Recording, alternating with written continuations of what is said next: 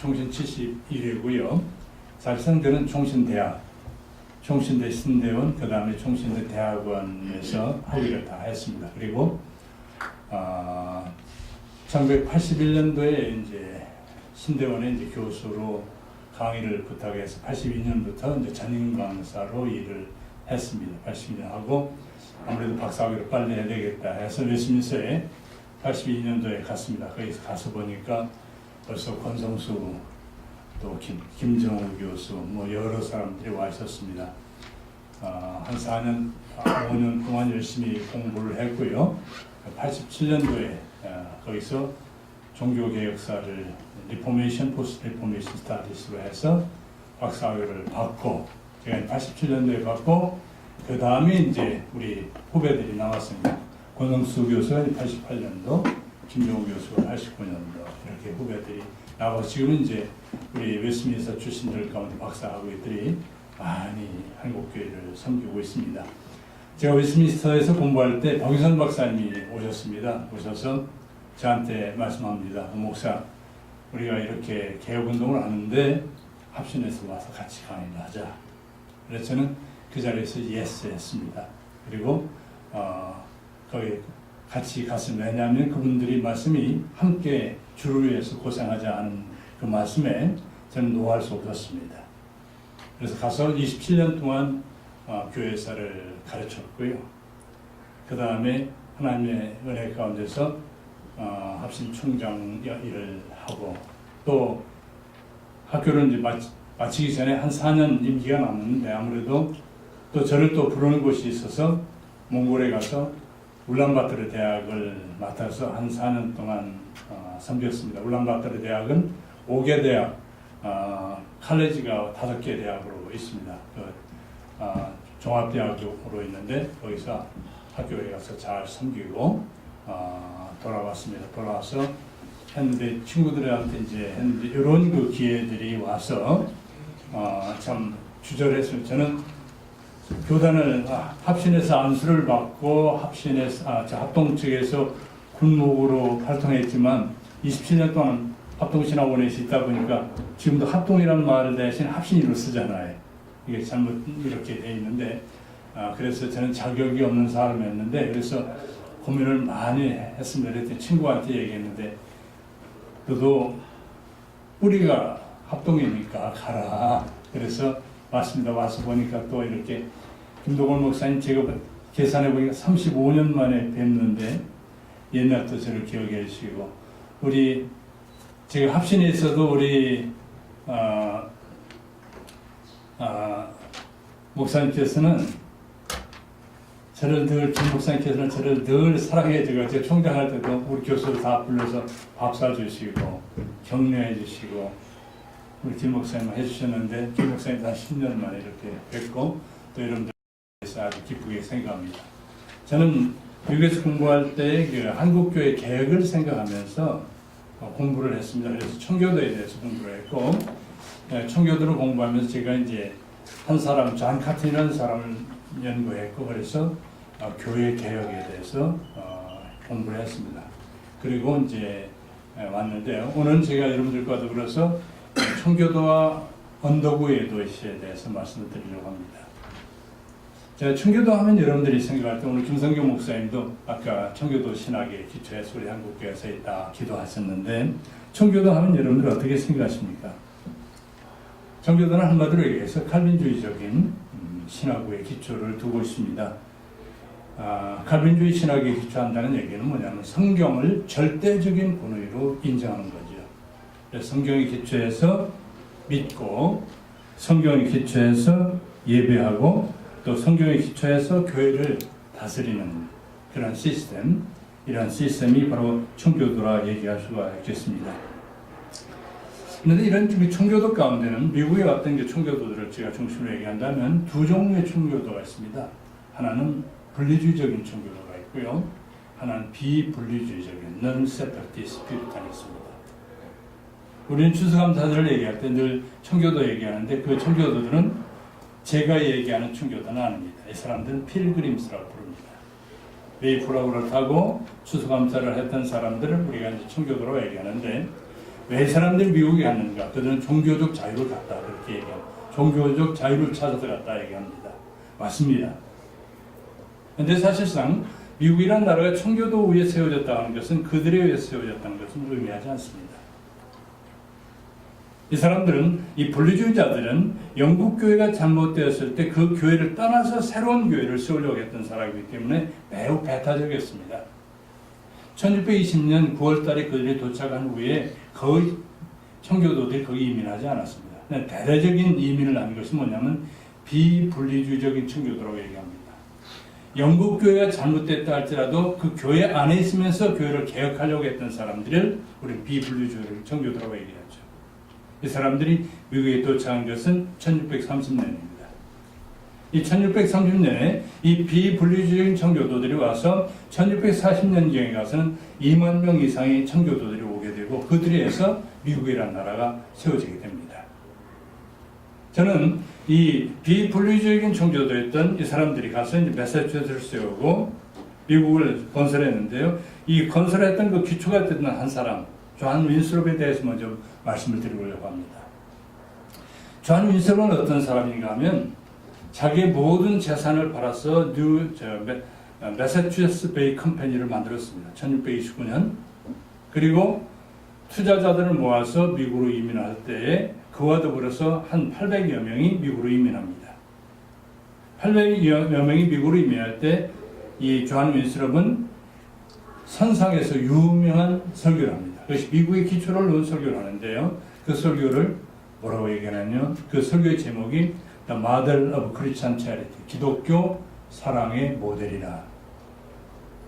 이 Model of Christianity는 좀 Model of Christian Charity라는 그 설교를 하게 되는데요. 이 설교를 통해서 그는 이런 얘기를 합니다. 우리가 개인의 자유를 존중하는 건 중요하다. 종교적 자유 중요하다고 봅니다. 그러나 그는 개인의 자유보다는 공익이 우선되는 사회를 만들어야 된다. 우리가 추구해야 될 그 사회는 어떤 사회인가 하면 공익에 의해서 공익이 우선하는 그런 사회가 된다고 얘기합니다. 그의 설교를 제가 좀 인용을 해보겠습니다. 우리는 스스로 그리스도의 지체라고 부르는 무리이다. 비록 우리가 서로 몇 마일 떨어진 곳에 살았고 아주 다른 곳에서 일했지만 이제 스스로 이 사랑의 끈에 묶인 채로 사랑을 실천하는 공동체를 이루어야 합니다. 또 이런 얘기를 합니다. 공적인 배려가 개인적인 관심보다 늘 우선되게 해야 합니다. 양심만이 아니라 순전하고 공적인 정책이 우리를 얽어매도록 해야 합니다. 왜냐하면 국가가 몰락한 데서 개인이 살아날 수가 없기 때문입니다. 이 존 윈스롭을 중심으로 했던 청교도들이 추구하는 것은 뭐냐면 개인주의, 개인의 자유를 극대화하는 것보다는 공익이 우선입니다. 그런 사회를 꿈꿉니다. 윈스롭은 또 이렇게 얘기합니다. 우리는 한 사람이 된 것처럼 굳게 결합해야 합니다. 그리고 서로 형제로서 대하면서 자신을 위해서 남겨놓은 것을 기꺼이 다른 사람의 필요를 위해서 나눠줘야 됩니다. 우리는 온유와 겸손과 인내와 간용으로 서로 교류해야 됩니다. 우리는 우리가 한 몸인 것처럼 함께 기뻐하고 함께 슬퍼하며 함께 일하면서 함께 고통을 나눔으로써 우리가 세워나갈 공동체를 세워나가야 합니다. 그 공동체를 언덕 위의 도시라고 얘기합니다. 우리가 미국에 가는 것은 하나님이 기뻐하는 이 공동체를 세워서 유럽의 모든 교회들이 우러러볼 수 있는 그러한 언덕 위의 도시를 세웁시다. 그러니까 언덕 위의 도시라는 것은 청교도들에서 사회 개혁의 이상이라고 볼 수 있습니다. 그래서 The Model of Christian Charity라는 그 설교를 통해서 그는 이런 얘기를 하죠. 우리가 신대륙에 도착해서 해야 할 첫 번째 일은 상호 동의에 의해서 최고로 귀중한 하나님의 섭리와 그리스도의 교회들을 전적인 찬동을 얻어서 합당한 정부를 세우고 교회 정부 형태를 세우고 그 다음에 사랑으로 실천해 나가야 할 것입니다. 미국에 가서 그들이 추구하는 것은 전혀 다른 하나의 공동체를 만들려고 하는 겁니다. 그건 뭐냐면 하나님이 기뻐하는 국가, 그리고 하나님이 기뻐하는 교회, 그리고 그 배경은 뭐냐면 사랑이, 크리스찬 체리티가 있는 그러한 사회를 만들어 나가겠다는 것이죠. 이러한 목표를 가지고, 이런 이상을 가지고 미국에 왔습니다. 근데 그들의 이 교회 계획 궁극적인 목적은 어디에 있느냐면 하나님의 말씀이 다스리는 바이블 커머널스, 성경이 최종적인 권위를 갖는 사회, 죄가 없는 거룩한 홀리 커머널스를 그들이 추구합니다. 그래서 성경이 다스리는, 우리는 데모크라시라는 말을 쓰지만 이 사람들은 뭐를 써요? 비블리오크라시, 성경이 다스리는 그러한 사회를 만들자. 이것이 청교도들의 관심이었습니다. 자, 그러면 여기에서 숙제가 있습니다. 이 하나님 말씀이 다스리는 사회, 하나님이 기뻐하는 그러한 사회를 만들면 어떻게 만들 수 있겠는가? 우리는 일반적으로 이 좋은 사회를 만들고 좋은 총회를 만들려고 한다면 뭐냐면 제도를 바꿈으로 가능하다고 생각합니다. 이 법은 틀렸으니까 더 좋은 만법을 만들어야 된다. 그런데 이 사람들은 좀 달랐습니다. 이 사람들은 어디에서 두느냐면 사람을 바꿈으로 한 사람 한 사람이 거듭나지 않는다고 한다면 이 사회를 바꿀 수 없다. 그리고 이 거듭난 사람들이 다스리지 않는다고 한다면 바이블 커머널스고 홀리 커머널스도 불가능하다라는 그 생각을 그들은 하고 있습니다. 그래서 그들은 참정권의 기준을 어디에 뒀느냐면 교회 회원에게 참정권을 둔다. 누가 투표하고 누가 지도자로 나설 수 있겠는가? 그들은 협의를 통해서 이 참정권의 기준을 교회 회원에게 두었습니다. 그들이 미국에 도착하자마자 1630년 10월 19일 날에 그들이 전체 회의가 모여서 그들이 결정한 게 뭐냐면 누가 이 나라를 다스릴 것이냐, 이 나라를 다스리는 사람들, 통치권자는 교회 회원이다, 교인이다. 자, 그런데 여기에 또 하나의 숙제가 있습니다. 자, 그러면 누가 교인이라는 거죠? 누가 교인이냐 이거예요. 우리가 다스려, 우리의 공동체를 다스릴 수 있는 사람들은 교인이어야 되는데 누가 교인이냐? 그들은 세 가지 조건을 제시합니다. 첫째는 바른 신학, 성경적 바른 신학. 이것은 칼빈주의적인 신학을 얘기하죠. 바른 교리를 고백할 수 있어야 된다. 첫째. 두 번째 전제 조건은 바른 생활, 신자로서 생활이 필요하다. 말하는 거나 행동하는 거나 또 교회 집회나 이런 걸 볼 때 그 사람은 보니까 저 사람은 예수 믿는 사람 맞아. 그런데 청교도들은 그것으로 만족하지 않습니다. 교회 회원이라는 것은 교회 다니는 사람들, 그 사람들 교회 회원이라고 얘기하지 않았고요. 교회에서 중요한 공동회라든가 목사를 선택한다든가 교회 예산을 집행한다 하는 그 교회 중요한 일들을 하는 데에서는 그 사람들이 할 수 있는 사람은 교회 회원인데요. 그런 교회 회원권을 이 두 사람이 주지 않았습니다. 두 자격을 갖춘 사람이 주지 않았습니다. 거기 반드시 필요한 것이 뭐냐면 거듭남의 체험. 청교도들은 생각할 때 바른 신앙을 고백하는 것 같고 바른 신학교를 나왔으니까 저 사람 될 거야 아니라는 거죠. 저 사람 보니까 부처님같이 말하는 거나 행동하는 거가 진짜 괜찮은 사람이야 아니라는 겁니다. 왜? 위선자가 교회 지도자가 되고 위선자가 국가의 지도자가 된다면 나라는 거들난다는 거죠. 그렇기 때문에 교회 회원의 가장 중요한 핵심 멤버로 강조한 것이 뭐냐면 거듭남입니다. 저 사람이 거듭남의 표시가 있는가? 말 하나, 행동 하나가 완전히 변화된 사람인가? 여기에 기준을 두어서 참정권을 주었습니다. 그러니까 교회 회원은 이 세 가지 조건을 갖춰야 된다. 그리고 이러한 조건을 갖춘 사람만 정치에 관여할 수 있도록 했습니다.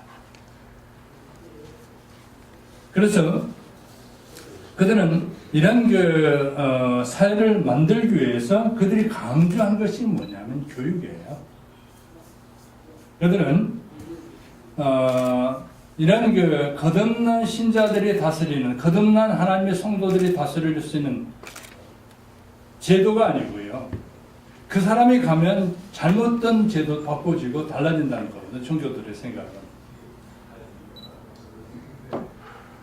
어떻게 생각하십니까, 여러분들은? 좀 제가 잠시 쉬고 여러분들 생각을 정리하고 가려고 그러는데요. 어떻습니까? 우리 총회가 바뀔 수 있는 방법. 좋은 제도를 많이 만들어 놓는다 해서 바뀔 수 있을까요? 그건 아니에요. 거듭난 저 사람이 목사라고 하는데 바른 신앙을 고백하고 총신을 저처럼 대학부, 신학부, 대학원 다 했는데 그것도 아닐 수 있잖아요.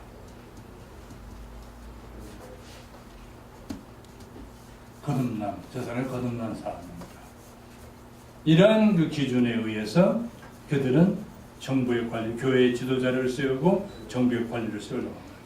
이런 맥락 속에서 이 청교도의 교육을 보게 되면 전적으로 처음부터 끝까지 다 그들은 거듭남 말씀을 그들의 삶 속에 적용하는 거기에 두고 있습니다. 청교도들은 이 가정에서도 이 가정교육의 목적을 어디에 두고 있는가 하면 도덕군자를 양성하는 데 두지 않았습니다. 다른 사람에게 피해를 끼치지 않는 사람, 그런 사람을 양육하려고 하지 않았습니다. 이 청교도들은 그들의 그 관심이 내 아들을 어떻게 해서 하버드 대학에 보내느냐, 예일 대학에 보내느냐 관심이 없어요. 아니죠. 죄송합니다. 그 당시에는 관심이 있었죠. 왜냐하면 하버드, 예일 대학밖에 없으니까. 그런데 지금 2000년, 몇백 년 후에 지금 얘기죠. 우리가 얘기하는 소위 스카이, 거기 관심이 없었던 거죠. 내 아들을 출세하는 데 관심도 주지 않았습니다. 예일 대학을 세웠던 카튼 매들 목사는 이런 얘기를 합니다. 만일 우리가 우리의 자녀를 세상에서 훌륭한 사람으로 양육하기 위해서 교육한다면 그는 분명히 성공할 거다. 그러나 그의 목은 이 세상뿐이지 저 세상은 없다. 우리가 우리의 자녀들을 세상에서 훌륭한 사람으로 양육하기 위해서 다 한다고 하더라도 그가 거듭나지 않는다고 한다면 그의 목은 이 세상뿐이라는 것이 청교도들의 일반적인 생각이에요. 한 사람이 아니라 거의 대부분의 청교도들 같은 생각이에요. 그래서 그들은 이 가정에서도 내 아이가 거듭난 신자로서 사는 것이 1차적인 목표고 공부 잘하고 뭐하고는 두 번째죠. 내 아이가 거듭난 신자인가? 왜 그렇습니까? 청교도들은 칼빈주의자들입니다. 칼빈주의적 전통, 이 성경의 가르침에 의하면 모든 사람들은 태어나면서부터 죄 가운데 태어납니다. 죄성의 지배를 받습니다. 많은 청교도들은 우리가 전적인 부패 가운데 있다는 것을 이렇게 고백합니다. 앤 브래스트리는 이렇게 얘기해요. 인간은 아담의 죄로 인해서 태어날 때부터 죄에 오염되어 있고 그래서 나는 태어나면서도 죄를 지키기 시작했다. 벤자민 로스워드라는 목사님은 얘기합니다. 인간의 마음은 죄와 악의 보금자리다. 죄와 악의 뿌리요 샘이요 악의 보고이다. 그래서 인간의 볼 때 인간은 본성상 하나님의 진노를 받는 대상이 될 수밖에 없다. 로버트 로빈슨이라는 목사는 이런 얘기를 합니다. 인간 속에는 은혜가 없고 죄로 기울어져 있으며 죄만 생각하는 경향이 있다. 그러니까 인간의 전적인 부패성들을 그들이 인정하고 있습니다. 그러니까 아무리 훌륭한 가문에서 신앙적 가문에 태어난다 할지라도 그가 거듭나지 않는다고 한다면 그의 목은 어디냐? 이 세상뿐이다. 그래서 청교도들의 관심은 어디냐면 내 아이를 어떻게 거듭나게 하는가. 거기에 관심이 있는 거예요. 그래서 많은 저는 청교도 글들을 많이 읽어봤어요. 그런데 그들이 똑같이 늘 하는 말이 뭐냐면 자녀교회의 목표는 거듭남.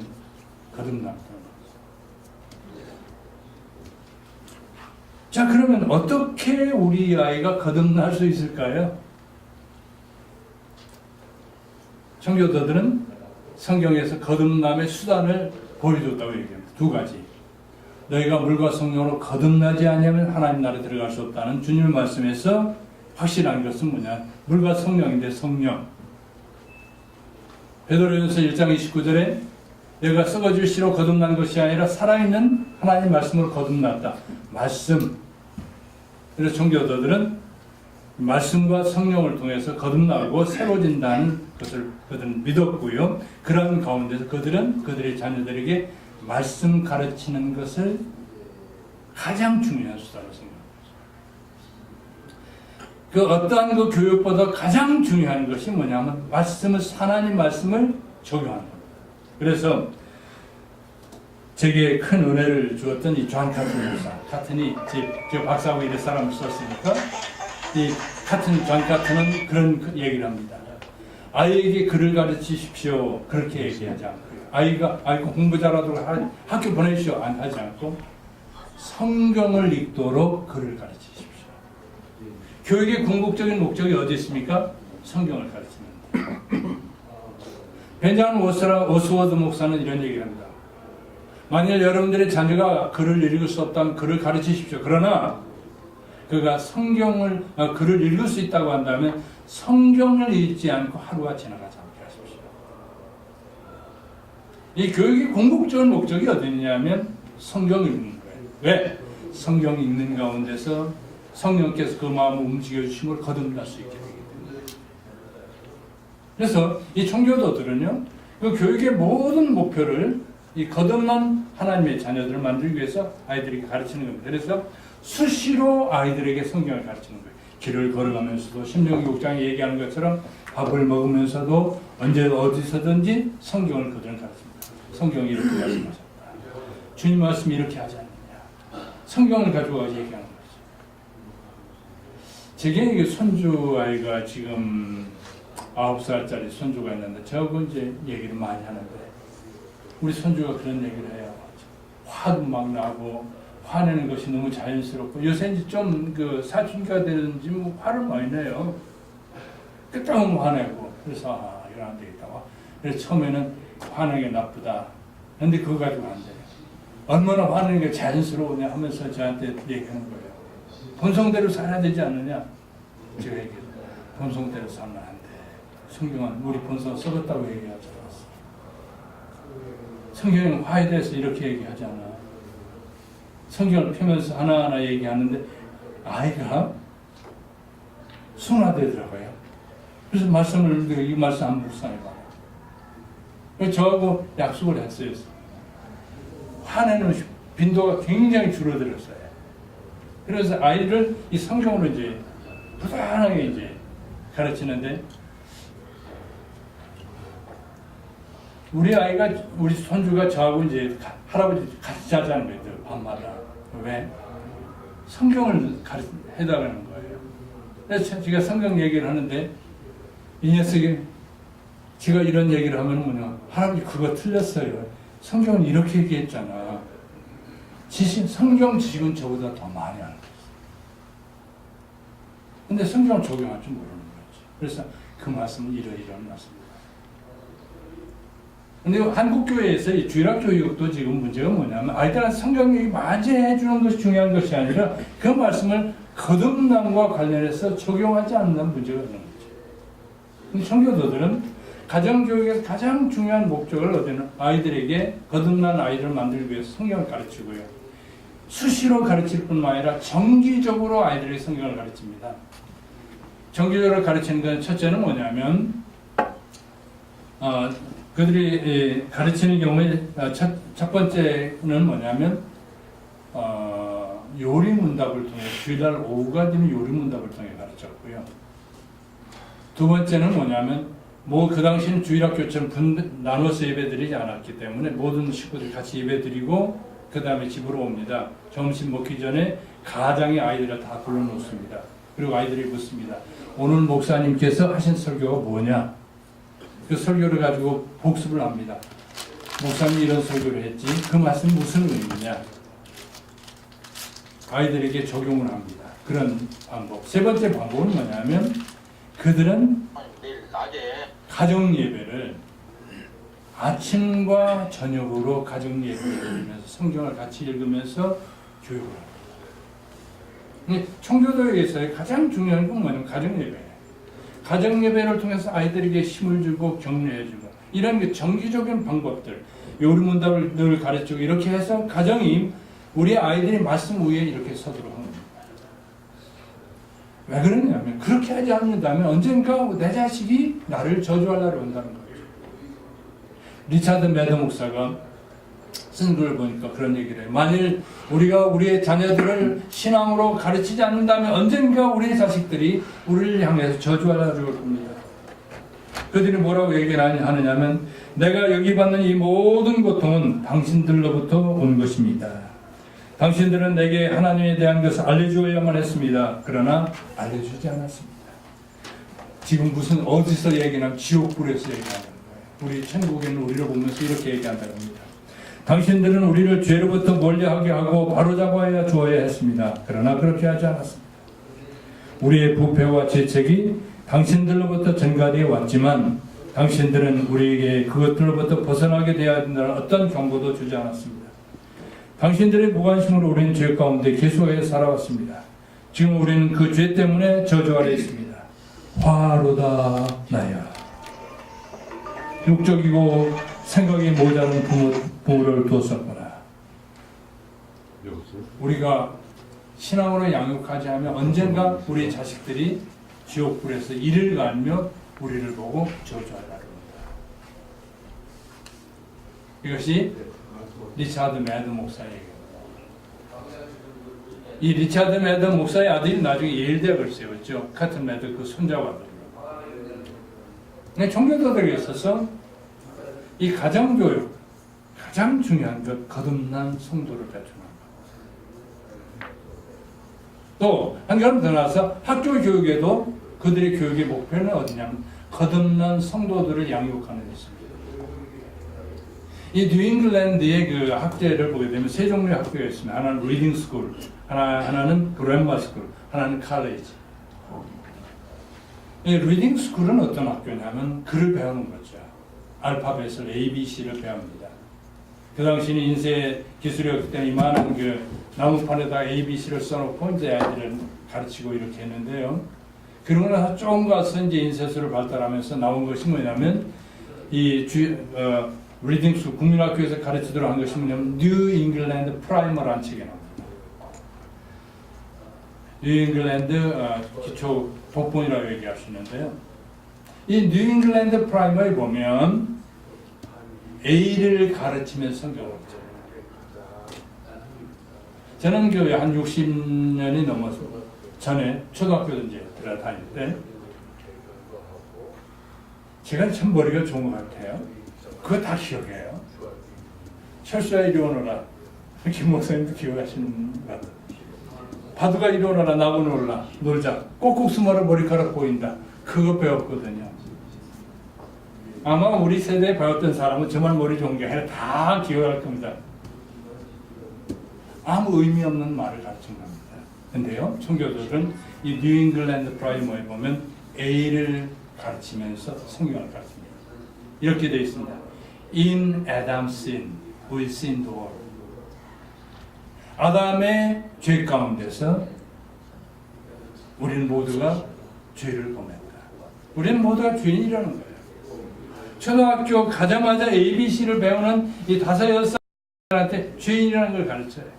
그렇기 때문에 예수 그리스도가 필요합니다. B를 가르치면서 바벨탑 얘기를 가르치는 거죠. C를 가르치면서 가인의 시기가 얼마나 잔인한 결과를 가져왔느냐. D를 가르치면서 다윗의 용기와 신앙을 가르치는 거죠. 마지막 Z는 이런 얘기를 합니다. Zacchaeus, he did climb a tree, his road to sin. 삭개오는 나무에 올라갔다. 왜? 주님이 보도록. 성경을 가르칩니다. 초등학교 교육이 철두철미하게 신앙교육. 이렇게 나온 아이들이 이제 그랜마 스쿨에 가는데요. 이 그랜마 스쿨에서는 뭐냐면 세계관을 가르칩니다. 기독교인으로서 어떻게 세상을 살아가야 될 것인가. 이 세상은 악도 존재하고 불의도 있고 하다. 그러나 우리 그리스도인들은 진리편에 서야 된다.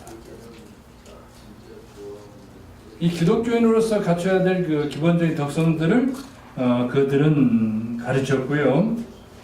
그래서 그랜마 스쿨에서 가서 보면 그들이 늘 그 수업 시간에 늘 교사들이 기도하면서 주일날 들었던 목사님의 설교를 다시 한번 리뷰한다든가 이런 쪽으로 요리문답을 가르친다든가 이런 쪽으로 중고등학교 아이들을 가르치고 거기서 나온 아이들이 이제 대학에 가는데요. 이 대학에서는 그리스도인 지도자 양성, 기독교인으로서 어떻게 정치를 할 거냐,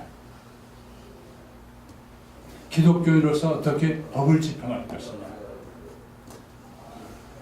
기독교 목사로서 어떻게 교인들을 양육할 것이냐, 철두철미한 했는데요. 하버드 대학 같은 경우가 1636년도 그들이 가자마자 6년 만에 대학을 세우지 않았습니까? 그런데 이 하버드 대학의 교육 커리큘럼 같은 걸 보면은 신학 중심이에요. 하버드 대학을 하버드 대학으로 만든 사람이 바로 헨리 던스트라는 그 초기 학장이었는데 4년제 대학으로 세우면서 옥스퍼드나 캠브리지 대학과 같은 그 유사한 그 시스템을 만들었습니다. 그래서 논리, 수사, 윤리, 물리, 헬라어, 라틴어, 히브리어, 아람어, 자연과학 이런 것들을 그들이 가르치면서 인간이 무엇인가, 인간을 가르친 겁니다. 인간은 전적으로 부패한 존재다. 그렇기 때문에 하나님의 전적인 은혜가 없다고 한다면 안 됩니다. 그래서 그들은 법을 가르치면서 인간의 부패성을 가르치면서 거기에 은혜가 있어야 될 것이고, 여러분들이 그 나다넬 호돈의 주홍불신이나 이런 것은 잘못된 교육입니다. 나다넬 호돈은 퓨리탄이 아닙니다. 퓨리탄 쪼개는 사람, 파괴하는 사람이었습니다. 여러분들 그 큰 바위 얼굴 보시면서 아, 기독교적이네 그렇게 생각하죠? 아닙니다. 나다넬 호돈은 예수 그리스도의 신성을 부정하는 사람이에요. 하나님이 인간에 대한 포엘, 바하나 이런 사람들의 그러한 사상을 가지고 있는 사람입니다. 그래서 마지막으로 나타나는 게 뭡니까? 어네스트가 어떤 사람입니까? 나중에 보니까 네가 바로 어네스트, 네가 바로 하나님이라는 거예요. 근데 이제 우리는 한국에서도 이 청교도에 대해서는 너무 왜곡된 것이 많이 있습니다. 여러분 점심을 빨리 잡수자 하니까 저는 결론을 내리도록 하겠습니다. 사실은 한 2시간 제가 강의할 생각을 가지고 왔는데 제가 눈치가 빠르거든요. 그래서 이제 한번 하시더라는데 오래 하세요? 그래서 배고플 때 먹어야 바로 가시거든요. 이 청교도들을 보게 되면 그들은 하나의 비전이 있었어요. 그 비전은 뭐냐면 하나님의 말씀이 다스리는 사회를 만들겠다. 이 비블리오크라시, 하나님의 말씀이 다스리는 사회를 만들겠다. 그럼 어떻게 하나님의 말씀이 다스리는 사회를 만들 것인가?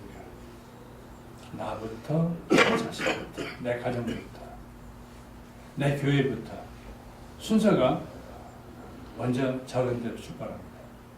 나부터, 내 가정부터, 내 교회부터, 내 사회로. 정반대. 오늘날 사회는, 오늘 그 사회를 보게 되면 많은 사람들이 뭐 적폐 청산 얘기합니다. 그런데 그 사람들이 더 큰 것들을 노출이 되잖아요. 그 사람들은 깨끗한 사람이 더 더럽잖아요. 왜 그렇습니까? 사람이 바뀌어지지 않은 한 좋은 사회는 올 수 없습니다. 청교도들은 그들의 모든 관점을 성경에 출발해서 나 자신부터 바뀌는 이 거듭남의 체험을 강조합니다. 그렇게 해서 그들은 이 하나님이 기뻐하는 사회를 만들 수 있었습니다. 그래서 미국 역사를 연구한 그 시드니 올스트롬 같은 경우는 오늘날 미국의 이 기초를 놓았던 사람, 시드니 올스트롬은 그 예일대학 교수였던 사람이에요. 이 사람이 쓴 책이 Religious History of American People이라는 의외의 두툼한 책을 썼는데 그 책의 초반에 그런 얘기예요. 청교도가 없다고 한다면 미국에는 나라 기초가 없다. 지금은 타락한 미국이죠. 사실상 미국이라는 나라는 19세기 말까지만 해도 이 하나님 말씀이 기초라는 나라였습니다. 20세기에 와서 존 F 케네디 오면서 완전히 망가져 버렸죠. 아주 소돔과 고모라가 됐지만 이 하나님 말씀이 다스리는 사회를 만들었던 그 기초를 놓은 사람이 시드니 올스트롬은 청교도였다. 조지 마시대는 이런 통계 보고를 냅니다. 제1차 세계대전까지 미국 사회를 이끌어왔던 가장 중심적인 인물들이 누구였는가? 제1차 세계대전을 중심으로 해서 이 조지 마시대 교수가 노틀담 대학의 교수가 연구해 보니까 수많은 민족들이 미국에 이민해 왔습니다. 그런데 이 수많은 민족들 가운데서 3명 가운데 2명은 어떤 사람, 공통점이 나와요. 그게 누구냐? 영국에서 왔던 청교도였거나 청교도 교육을 받는 사람. 미국 사회를 이끌어왔던 중심적인 그 인물들이 누구였는가? 성경으로 양육된 사람입니다. 청교도였다. 많은 역사가들은 그런 얘기를 합니다. 17세기에 한 무리의 사람들은 골드를 찾아서 남미로 갔지만 한 사람들은 갓을 찾아 북미로 갔다. 골드를 찾아간 사람은 골드 찾지 못했지만 갓을 찾아서 하나님과 더불어 골드를 찾아갔다. 우리 한국교회가 나가야 될 방향이 어디 있는가? 저는 교육이라고 생각합니다. 교육이 바로 서면 가정교육이 바로 서고 교회 교육이 바로 서야 됩니다. 오늘 한국교회가 지금 약화되고 있습니다. 왜? 가정 내에서 신앙교육이 안 되지 않습니까? 왜? 교회에서 주일학교가 투자하지 않잖아요. 제가 합동적 통계를 보고 다른 교단 통계를 보니까 교단 인구가 교인 수가 줄어드는데 정점이 2011년이더라고요. 2011년부터 한국교회가 침체로 나아가요. 여러분들이 그 통계를 보면서 보면서 한국교회가 성장한 걸로 2015년 통계를 보면서 하는데 아닙니다. 제가 통계를 분석해 보니까 2005년의 통계가 잘못됐어요. 그 통계가 왜 잘못됐느냐면 기독교인의 통계를 내면서 천주교인으로 간 사람이 많아요. 왜냐하면 첫 번째 천주교하고 기독교 하니까 기독교는 저쪽 옆에다 몰아놓고 그러니까 다 거기다 해가지고 한 200만 명 정도 거기 갔던 거예요. 그러니까 2005년경에는 우리 크리스찬이 적어도 1000만 명 가까이 됐다고 봐야 돼요. 천주교에서 갔던 사람들. 왜냐하면 천주교회는 2500년보다 지금 또 한 200만이 빠졌거든요. 그것이 어디를 갔냐? 통계 자료에서 잘못된 것이거든요. 제가 엉뚱한 얘기를 해서 하는데 좀 혼돈한 것 같아요. 통계 자료가 왜 잘못됐냐면 좀 더 얘기할게요. 앙케이트 조사를 하면서 2005년에 앙케이트는 천주교를 여기에 제일 위에다가 뭐냐 불교, 그 다음에 옆에 기독교, 죄송합니다. 이렇게 이제 있지 않겠다. 불교 1회, 기독교, 천주교, 원불교 이런 식으로 했어요. 그러니까 천주교인데 거기다 기독교로 가로쳐 놨단 말이에요. 그러니까 많은 사람은 거기에 포위를 했는데 이번에 2015년에는 분리해서 잘못됐다. 그렇게 해보니까 우리 기독교인이 많이 늘어난 100몇십만이 늘어난 걸 나왔잖아요.